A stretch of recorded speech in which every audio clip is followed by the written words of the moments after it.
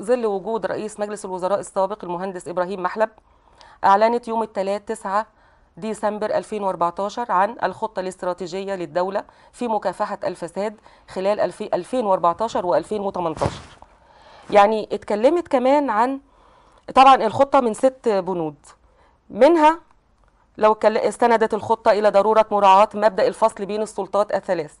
القضائية والتشريعية والتنفيذية، والالتزام الكامل بالتعاون بينهم لتنفيذ سياسة مكافحة الفساد، بالإضافة إلى احترام حقوق الإنسان والمساواة بين جميع المواطنين أمام القانون، وتحقيق مبدأ المساءلة الذي بمقتضاه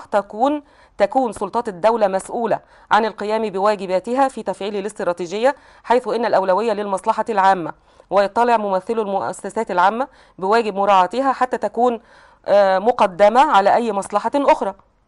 وبنود كتيرة جدا اتكلموا مثلا تضمن المحور الثالث كيفية قياس الفساد في مصر الذي يمكن قياسه عبر البيانات المجمعة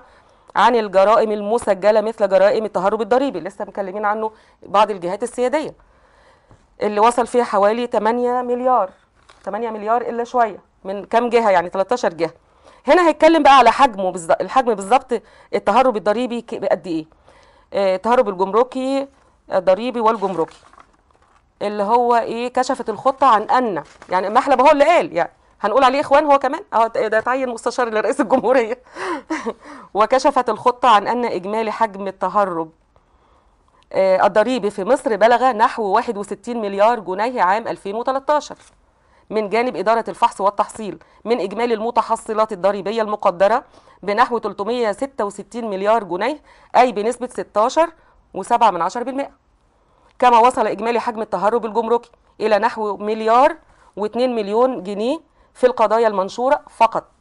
في نفس السنة برضو 2013 من إجمالي إيرادات الرسوم الجمركية المقدرة بنحو أو مقدرة ب 12 مليار و546 مليون، بنسبة بلغت 248 من ألف في المية، رغم وجود عجز في الميزان التجاري بلغ ما يقرب من 220 مليار جنيه خلال هذه السنة برضو 2013. وحجم طبعا الفساد زي ما اتقال أكتر من مرة 2 مليار وكسور ونص تقريبا.